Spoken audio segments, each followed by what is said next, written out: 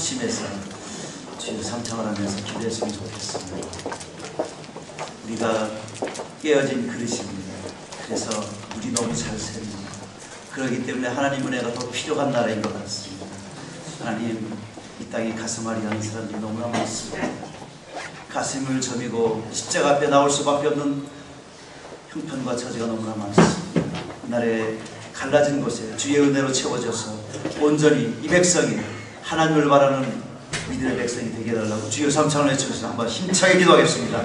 지역 사회를 위해서 함께 기도하겠습니다. 하나님 아버지,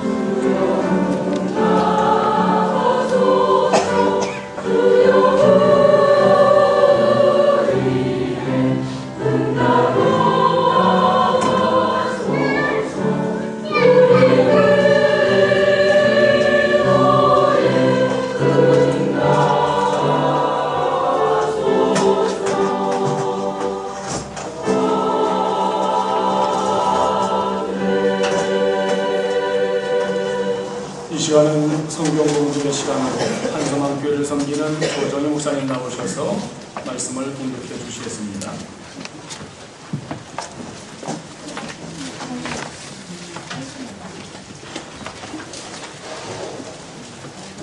하나님의 말씀은 요한복음 20장 11절로 23절 말씀입니다. 공독해 올리겠습니다.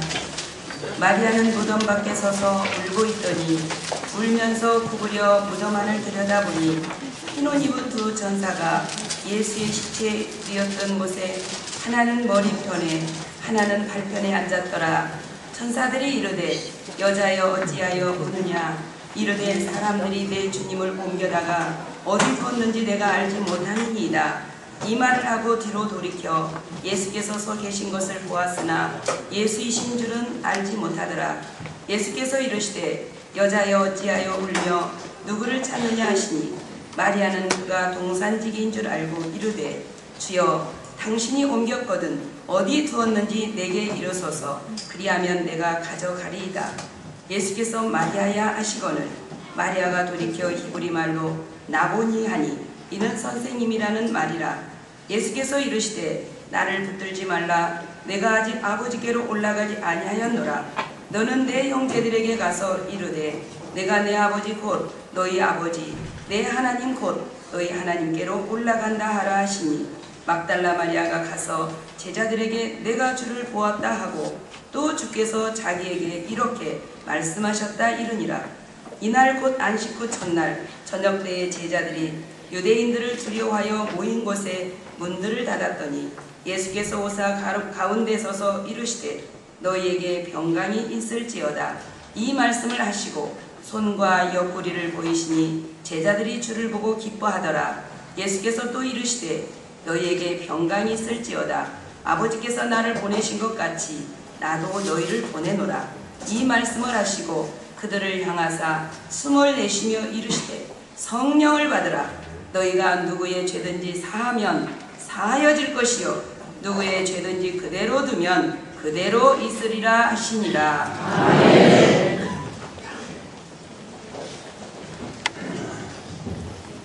이 시간은 특별히 거성교회 성가대에서 특송을 해주시겠습니다.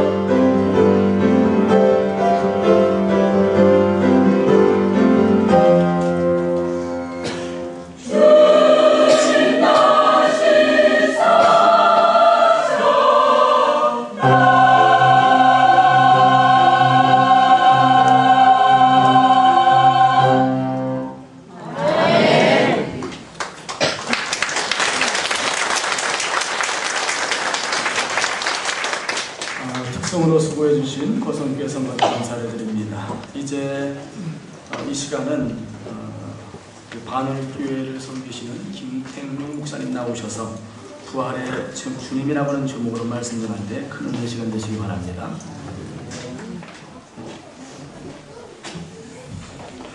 감사합니다. 저는 하나 맞습니다. 딸이 없다.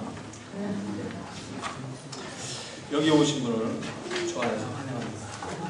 네. 부자 되십시오. 전 세계에 센터를 좀 내시고 빌딩 좀 세우셔서 전 세계에 하나님 나라 확장하는 부자 되시기 바랍니다.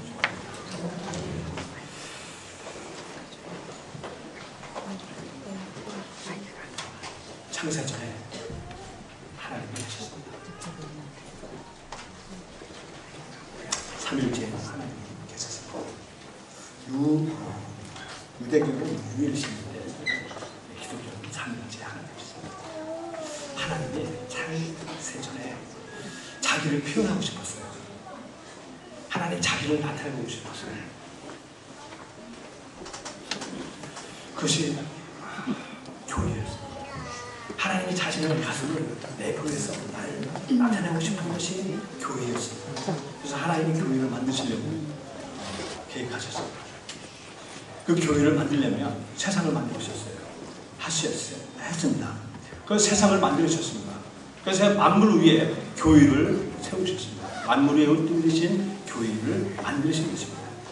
오늘 본문에는 역사 이전의 문제가 아니라 역사 속의 사건을 말하고 있습니다. 약 2000년 전의 사건의 말씀을 오늘 소개합니다. 예수님께서 생전에 내가 부활한다. 내가 3일 만에 부활한다. 라고 수없이 말씀을 하셨습니다. 생전에 예고하신 대로 주님께서 십자가에서 죽으시고 3일 만에 부활했습니다. 당시 무덤에 돌이 옮겨지는 예수님의 부활의 산 증거입니다. 하지만 제자들이 예수님이 부활했다는 사실을 믿지 않습니다. 예수님이 그렇게 내가 부활한다. 3일 만에 부활한다. 그 중에 마리아, 내가 예수님의 무덤으로 갔어. 그때 무덤에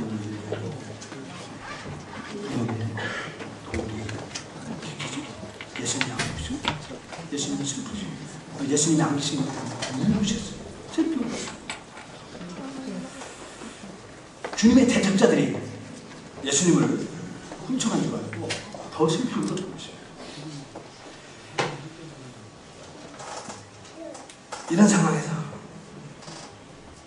제자들도 두려워서 마가의 다락방에 모여 벌벌 떨고 있었습니다. 이때 부활하신 예수님께서 훌라상 하늘나라로 올라가시면 부활의 주님을 보면 지금까지도 아마 막달라 마리아는 울고 계셨어요. 제자들은 두려워서 올라가서 벌벌 떨고 있었죠. 다행히 예수님은 40일 만에 40부활 세상에 계셨어요. 부활의 증인을 지금 단단히 보시고 첫 번째 막달라 마리아에게 나타났어요. 이 막달라 마리아에게 예수님이 나타났을 때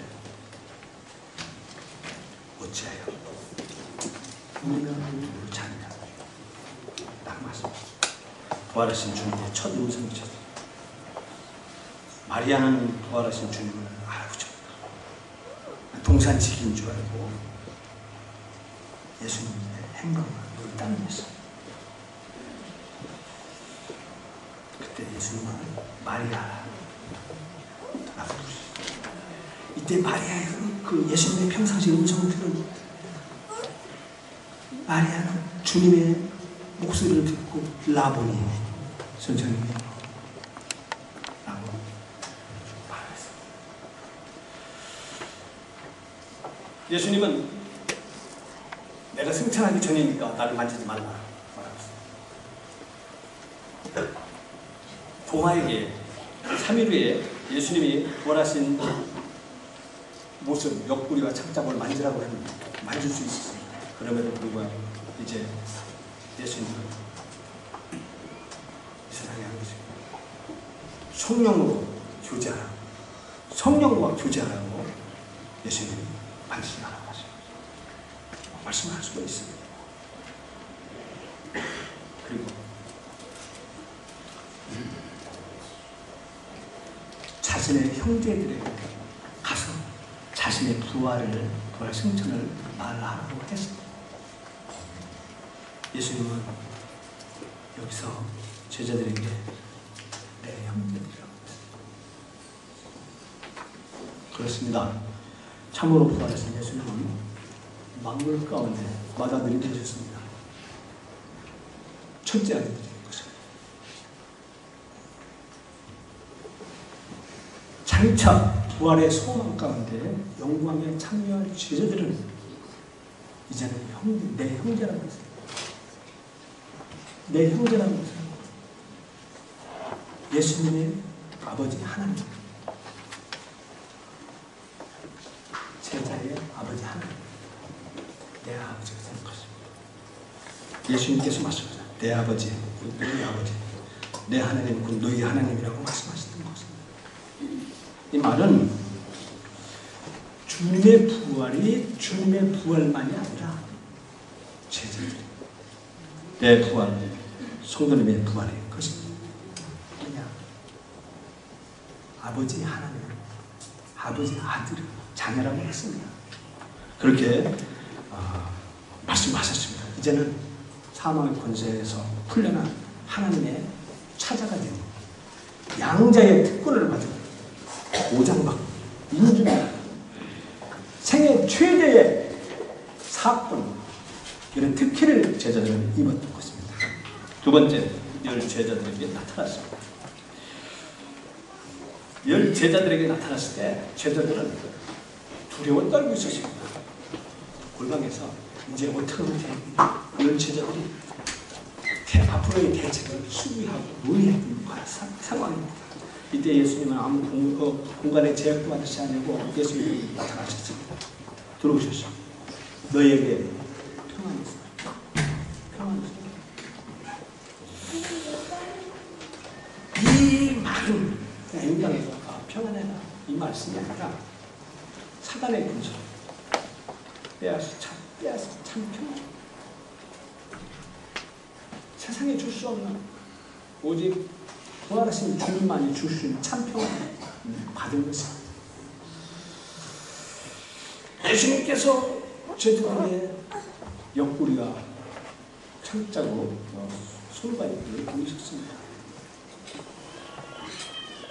1세기 말 예수님 시대 1세기 말에는 예수님의 육체적인 부활을 부인하는 이라는 일이 있습니다. 지금도 여호와의 증인입니다. 예수님의 육체의 부활을 전체 있는데 예수님께서 분명히 육체의 부활을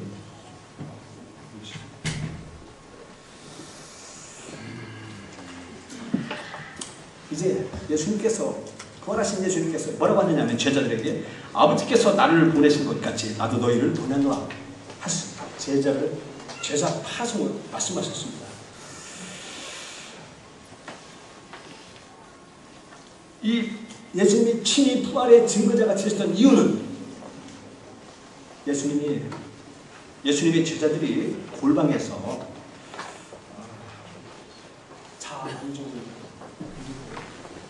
이런 속된 말로 사치기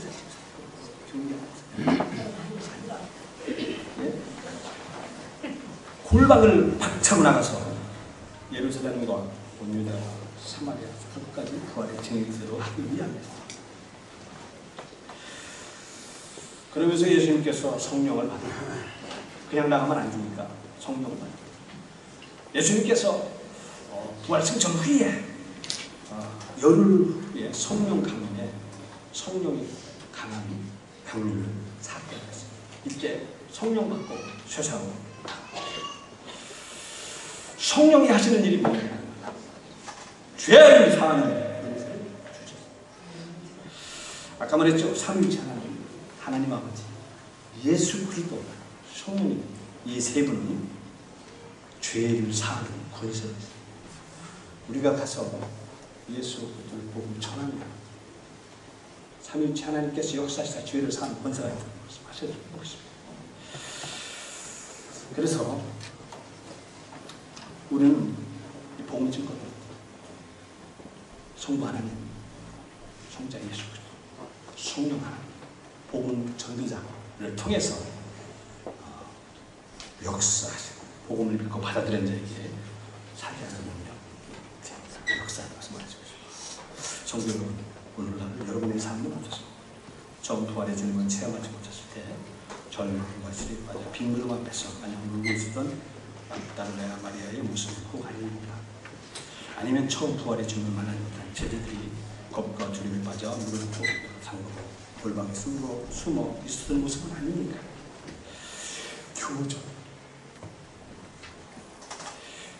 교주의 묘를 화려하게 장식하고 수십억 수백을 들여서 무덤을 만들고 장식한 세상에 일반 다른 종교와는 달리 기독교는 빈 무덤의 종교입니다.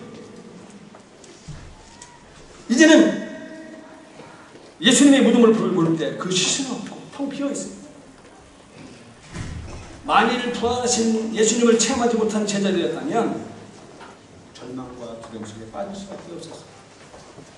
하지만 부활의 주님을 체험한 막달레 마리아가 큰 소망과 위로를 얻었고 주님의 제자들이 큰 기쁨과 평안을 누렸던 부활의 주님을 만난 곳에는 새로운 소망과 기쁨과 평안이 있습니다. 그리고 주님께 부여받은 새로운 임무가 있습니다. 새 출발의 장이 열린 것입니다. 물전자가 웃고 위로와 소망이 있습니다. 전 세계 비행기 타고 다니고 나라마다 힐튼에서 하나님 박자 용기를 오늘 박차로 남아 능력 있는 복음의 증인이 되는 것입니다. 오늘 시간 여러분들도 성령님과의 예민한 교제와 신앙의 선진들의 전도와 성경 말씀을 통해 매일 부활의 주님을 만나고 체험하는 위로와 소망과 승리의 삶을 되시기 바랍니다. 하나님 아버지 감사합니다. 부활의 주님을 찬양합니다. 우리 이제 세상에 나가서 청년님과 같이 부활의 주님을 찬양합니다. 전 세계를 돌아다니며 주님 아버지 안에며 전 세계 빌딩